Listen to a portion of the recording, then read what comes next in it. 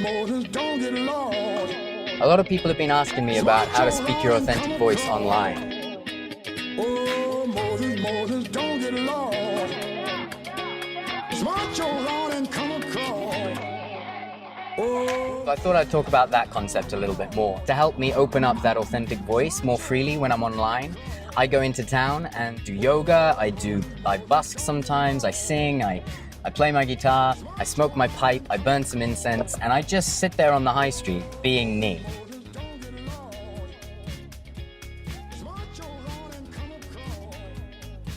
Now, I live in quite a small town, so compared to something like Facebook ads or Google ads or YouTube, the audience is much smaller, but I don't really do it for marketing within the town itself. You know, you get Instagram posts out of it, you get Facebook posts out of it, so it's worth doing for that. But I'll tell you the number one reason why I do my work in public. It's so that I can confront my own fears. It can be such a challenging thing to do that just doing it immediately makes you more courageous, immediately makes you more at ease with yourself and your work. And when you're at ease with yourself and your work, it means that when you're online, you're actually brave enough to go ahead and speak your truth because you've done it already, because you've been real to the people that don't really matter. So it's easier to be real with the people that do. So don't be afraid to be seen in public. It's something that you're going to have to do at some point in your life if you want to be successful in either your business or your creative work. The challenge is always getting comfortable with the situation. Once you're comfortable with it, it's easy and it doesn't matter. So I'll just summarize the process if you're wanting to get started doing something like this. The easiest way to get started is to go to another town that you don't live. The further away from your hometown, the better. Sit down on the floor, meditate for a couple of minutes, and just sit down on the floor and just witness. Just watch people walking by, and every time you feel self-conscious, every time you feel like you should be doubting whether or not you should be there, just take a deep breath, count the breaths 1 up to 10, and just slow yourself down and remind yourself that it really doesn't fucking matter what any of those people think, because you're in a new town. No one there knows you, no one's ever gonna know you. So just sit there, be comfortable with sat on the floor. Then do your craft, whether it's yoga, whether it's singing, whether it's dancing, whatever it is. Even if it's something like internet marketing. If you set up with a sign, or do a speech, do a vlog, do something where you talk into a camera about the work that you do, just do it on the high street instead of at the office. And again, every time you get distracted, every time you start thinking, oh, people are looking, people are judging, just focus on that breath, stretch out your body if you can, do some yoga if you can. I cannot highly recommend enough. Just doing a handstand, just doing a back twist like this and hearing the bones click is enough to get you back in the present moment and get you stopping worrying about how much noise there may be going on outside during your video or any other thing. Now I'm gonna get to my afternoon of work. Today, I had a really great Facebook post earlier. I asked my network if they'd be interested in getting hold of a copy of my novel before it's released. It's called Time Not Here, and it's about psychedelics and spiritual enlightenment. And thankfully, loads of people started commenting and saying, yes, I'd love to see this. So this is good, because this means that when I take it to a publisher, when I start taking it to agents in a week or two, I've got signs that that there's interest there. So if you're watching this and you find that kind of thing interesting, do make sure to come and join me on Facebook. I do a lot of lives. I'll be doing some live readings from the book if you want to get your head around psychedelics and spiritual enlightenment. But better get to work, eh?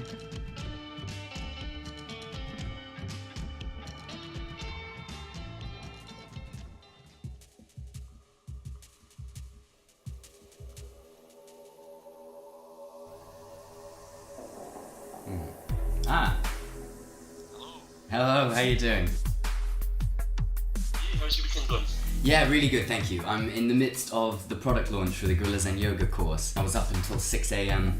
this morning, and yesterday morning I've been doing a full-on marathon the whole time. Even eating, I've been putting food into my mouth, and Ivana's been feeding me while I've been still doing it. So a little bit drained, but hopefully my butter coffee should charge me up nicely for Nice. Right.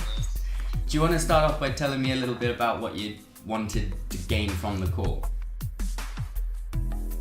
When I was in my early 20s, I launched myself into trying different businesses, and I felt like I was motivated and passionate, and then it all kind of went away. And it took a while for me to zero into doing the work that actually gets me out of bed in the morning. For me, one of the earliest signs that I was doing the right thing was that family members and old friends that didn't really know me as the new me. They remember me from a few years ago. When those people start reacting a little bit negatively to what you're doing, that's when, for me, things started to shift, because then I started to realize that the things that were holding me back from speaking my truth was not that I didn't know what my truth was, because it's there within the entire body, it's already there, but it's the fears that I had about the people that I cared about their opinion.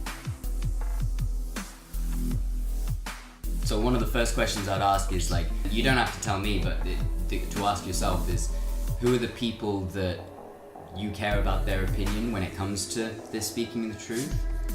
And what are you going to do about it? Are you going to keep caring about their opinion? Like, for instance, with your wife, you probably want to continue caring about her opinion to some extent, but you don't want to be so attached to it that it keeps you from saying what you want to say, you know? So with people who are really close, it's hard to find that balance. With people that are more distant, like random uncles that you haven't spoken to in years, who chime in and say, oh no, you're saying nonsense, it's easy to bat them off. I grew up in the Middle East for some years when I was young, and then when I moved to England, it was a real culture shock, and one of the biggest things I've had to sort of deprocess was that I stopped talking about what I actually thought and believed, because in England there's a lot more of this protection around, can't offend people, can't say anything that's going to cause a fuss. So when you start unlocking it, this is why American culture is quite nice to tune into. Adding American network marketers in particular, they're often quite inspiring folks. One thing I'll recommend to you straight away is create a new Facebook account that you treat as your public profile account. In that public profile, each day, every time you get a feeling of, oh, there's some truth I'm not saying, you know, post it up to that wall. Post it to that wall. Bring over from your current profile the friends who engage with your content a lot and that vibe with you well, or friends that you know that even if they don't agree with what you're doing, they're still gonna leave a nice comment and say keep at it. You don't want to add any of the university friends that might laugh at you for doing what you're doing. Keep all of those separate and create this new account and start adding people from groups that you like. Let's say that you're in the group Namaste. Someone posts there and there's 50 comments and half of the comments look really interesting to you. So just add the people who comment. Don't think about it too much. Don't feel the need to check their profile. You can have up to 5,000 friends on Facebook.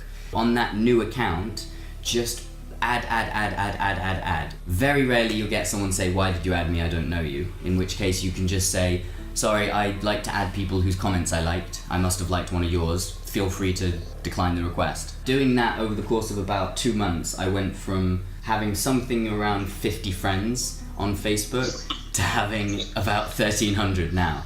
And it's been by doing that. And I add people from loads of different groups, so I've got a kind of sample population of the target market for my voice. That's the real power in this, and I think I might actually make a video about this process. I've got some people who are interested in psychedelics, I've got some people who are interested in martial arts, some people that are interested in business, but almost nobody who's interested in materialist atheist science, you know? Those are the kinds of people, the Brian Coxes, who are gonna stick their head up and say, wait a second, this is woo-woo, you know? I don't want those people on this profile, because this is supposed to be like the safe space for me to litmus test my ideas. What I'll do then is when a post goes well on that public profile, I'll then share it over on my personal one, and anybody from my old friend list who likes it, I then bring them into the main group. One cool spiritual aspect of doing your own business is that when you start doing that, people from your past start popping up randomly. One of the big challenges is figuring out like what's the meaning of this person's arrival in my consciousness right now. Who was I when I knew them? What did I learn or what did I not learn when I knew them that I need to learn now? Recently a friend from when I was 14 popped up.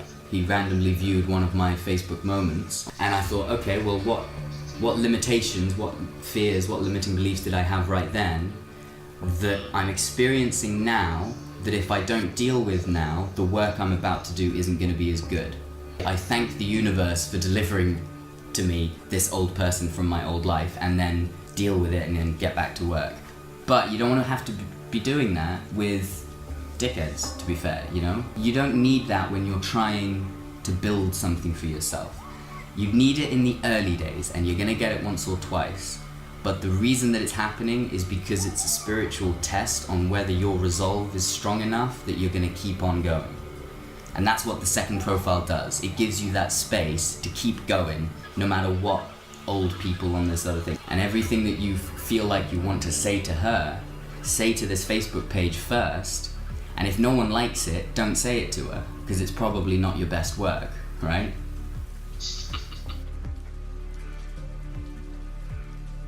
But I think that would probably be your first step here. Create a space where it's free and safe for you to say whatever it is that you want.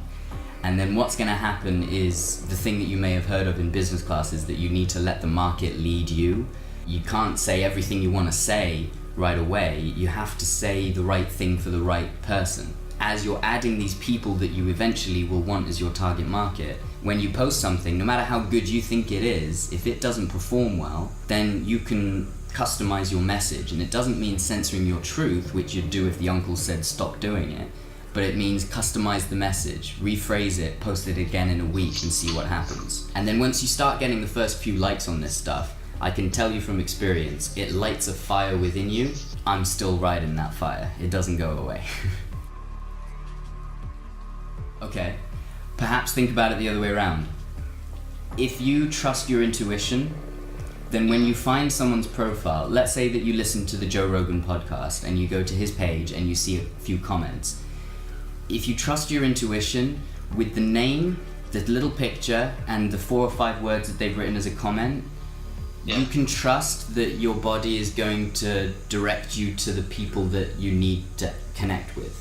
And that's where the spiritual capitalist really gets going, which is the intuitive stuff. You trust that if a person is there in your consciousness, they should be there, so bring them in and see what happens. Before you even really know what you're going to create, I would say don't take that part seriously at all. The only part to take seriously is who is being added, and the decision on who is being added is, do they make me feel good or bad?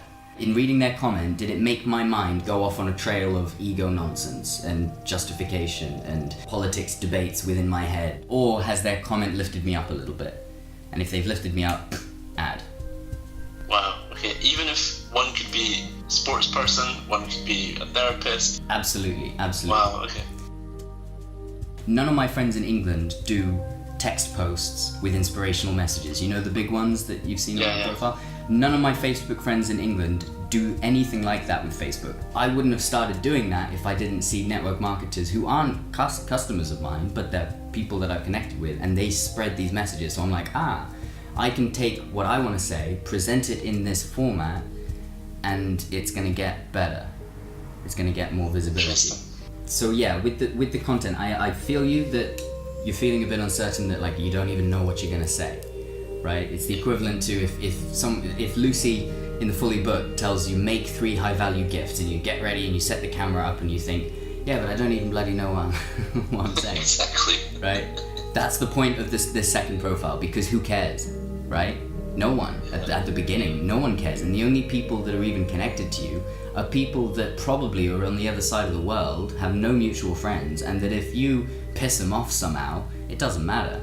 So when I first started posting on this second profile that I made, I started doing the yoga, I'd started teaching it, but I had no idea about what to do beyond there. But I mainly used the second profile to talk about politics, because Trump was getting elected, Brexit happened, and I was like the only person that I knew in England, as far as I knew, that didn't think that Donald Trump was just this sexist racist, and was like, actually, he's an embodiment of a certain characteristic of masculinity that I think we need a bit more of in this world.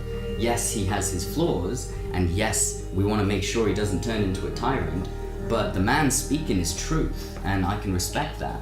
So I started posting about that stuff. The first post in my UK group, I had, you're such a misogynist, you're such a... And I was like, okay, well, I'm not going to post that to you anymore. For me, I just started posting what I thought about what was going on in politics and the news, and sometimes it would get good reactions, sometimes it was bad, but in the process of saying it, it gave my body a chance to let go of that as being one of the maybe I should say it, you know? Because if you're not speaking much, there's going to be thousands of things that you want to say about the world, and it's not so much a matter of knowing what to say, it's knowing which of those thousands of things you want to say in this moment, right? And so intuition guides that, intuition leads that. If you feel the need to post about Brexit or Donald Trump, do it. If you feel the need to post about Chinese medicine, do it. And every time you feel like this thing that I'm trying to say is gonna piss some people off, take a few deep breaths and hit post anyway, and just see what happens. Alright? Love it. And you'll find that content. Because you want the content to grow out of you organically. You don't want to have to sit down and plan it all out. Because we're in a busy world, and there's, like, with the vlogs, if I planned each vlog, I would get almost nothing else done.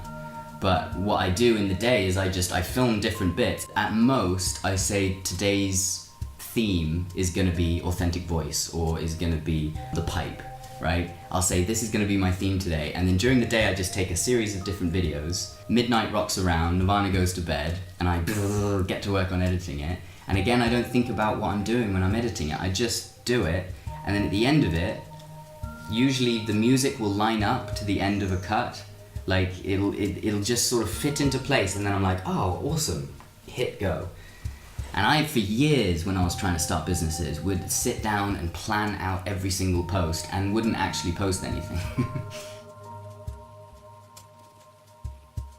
I hope that's all been useful.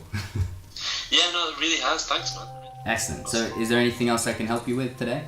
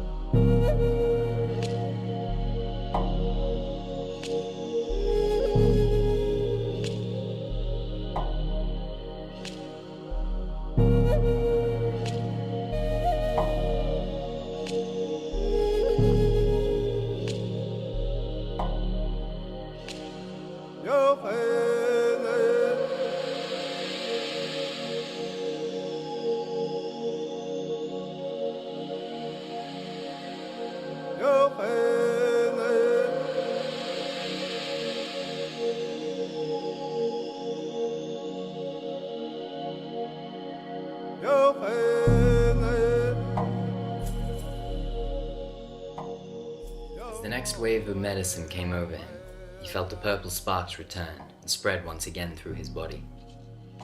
A series of visions emerged, each bringing key insight to his being, answering questions asked and questions he hadn't thought to ask. Free from the criticism and distraction of trying to think about how to remember each insight, he was now able to move swiftly from vision to vision in a grand journey through the cosmos. One of the early visions showed a large control panel that had many levers and dials, standing alone in front of a large screen, projected onto which was the image of the world as seen through his two eyes. It was like a central hub, a starship bridge, a corporate head office for his consciousness. At the helm of the control panel was Daniel, frantically pressing buttons. He could see the panic in his movements and feel the intensity of his attempts to do whatever the heck he was there trying to do. The observation point was looking towards miniature Daniel's back as he manned the controls. Angrily, the Daniel at the helm slammed his fists against the panel, pulled his hair out and cried, "Where am I?" The observation point slowly moved forward, turning around to reveal thousands of clones, tens of thousands, all with Daniel's face and each with their own temperaments. Some were angry, some were happy, All were trying to get their hands on that control panel. The one at the front, who'd so eagerly demanded to know where he was just one of the thousands of clones. He just happened to be the one at the front of the queue in that moment. The image then moved upwards, looking down on the panel, and the clones in their queues. And Daniel heard a voice answering the question, "Where am I?" "Here." Daniel realized that he was none of those clones. They were just worker bees. He was the one looking down and deciding how long to let each worker bee have his time at the controls. He was the overseer, managing the flow of the queue and letting some tweak the dials for a long while and others for just a few seconds. When one of the clones started pushing buttons that Daniel didn't like, he could just say, "Move along," and the clone walked away, allowing another to take the helm. All those thoughts from before, they hadn't disappeared completely when he had vomited. He understood this. But he had disconnected himself from them. He'd realized that they were not him. He was now, and always had been, without knowing it, the one looking down and making decisions about which ones to take seriously and which ones to laugh away. Even more importantly, he could choose whichever ones he wanted to stay at the controls. He had that choice, and he'd had it all along. So why the hell would he choose to let clones that make him feel like shit all the time run the show?